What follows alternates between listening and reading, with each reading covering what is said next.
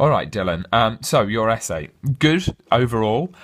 Some issues in terms of spag. If you just read this first sentence, you'll realise it doesn't actually make sense. Marxism, rooted from the political ideologies written in Karl Marx, is his book. Das Kapital in 1867. You need to reword that.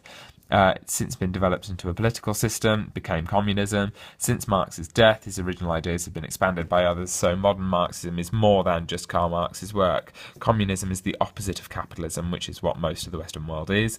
Perhaps rephrase that. A sentence should never really end in the word is.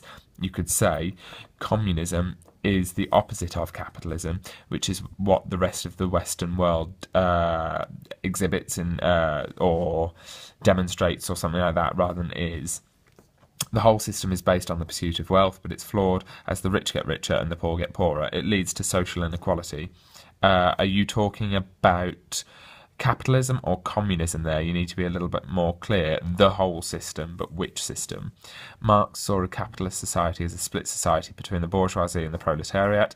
Marx noted that the bourgeoisie within any society are outnumbered by the proletariat, so he suggested them rise up and overhaul their masters. Good, solid introduction, introducing the idea of Marxism there. With the Valley of the Ashes, F. Scott Fitzgerald has the perfect place that embodies the whole idea behind the theory of Marxism, including the characters that live there, especially George Wilson and his wife Myrtle. Good to then link it back to the essay question very explicitly. Not only the people from there, but also the characters that are who are, because it's people, not things, closely affiliated with them, such as Tom. People from the novel are blatantly put into class sets, and these are clear to see depending on where they live. George and Myrtle Wilson and any other characters from the Valley of Ashes symbolise people from the proletariat, and Tom and Daisy Buchanan and other characters from West Egg and East Egg would have been part of the bourgeoisie. Careful with typo issues. I wonder if that's just an introduction and you go on to explain these characters in more detail. I hope you do, because that in itself isn't sufficient. The name of the setting itself, the Valley of Ashes, capital V, capital A, and up here you need a capital V and capital A as well, symbolises that it's not a place for a good standard of living. Good, yes. The one slight exception to this could be Myrtle, who gets some advantages from her affair with Tom and seems to be living a better life than most there. The word ashes in the name shows that the town is destructed, correct word, maybe rephrased, destroyed, burnt and dirty. This is the exact poor standard of life that the people of the proletariat would have been living in, compared with people from the bourgeoisie who would be living the perfect life with wealth and power over others. It is also interesting that everyone bar Nick Carraway who live in West and East Egg isn't seen working in the novel. Do you mean aren't seen working in the novel because there's more than one person? This could show that they don't really need to do any other work, as they need to make their money from other people doing their work. On the other hand, the characters from the Valley of Ashes are always seen working whenever we go there. This is used to show that even though they are working tirelessly for long periods of time, they barely make enough to show for it. No quotations really in there so far, so you need to perhaps work on including quotations within that part. In fact, within the whole essay, looking quickly down and over the page, I can't see a single quotation in your essay, which would seriously inhibit the grade that you could get from it. Tom is the perfect example of the bourgeoisie. He believes everything is his possession.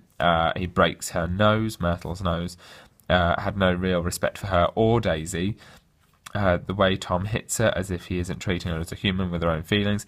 Again, a quote there, you could have found the quote that related to him hitting her in the face and breaking her nose. That would have been a good idea. George Wilson is a character who represents someone from the proletariat, not that represents, because you're talking about a person, not a thing. The relationship between the two isn't a good relationship because people are supposed to be working with each other. This is typified by the fact that Tom and his wife are having an affair behind his back. In one of the last acts of the film, George goes out to try and kill Gatsby, as he is made to believe that he is the one who killed his wife in the car accident. After finding Gatsby and shooting him dead, George then proceeds to commit suicide by shooting himself in the head. This can be seen as George's own way of escaping the poor quality of life that he would return to if he got away with the murder and managed to heal after the death of his wife. This is the last resort. You're a little bit descriptive here of what happens, and perhaps need to work on linking it more explicitly to Marxism, along with analysis of what has happened rather than simply describing the events. George's other half, Myrtle, is shown to as someone who is vying to escape from the Valley of Ashes, capital V, capital A.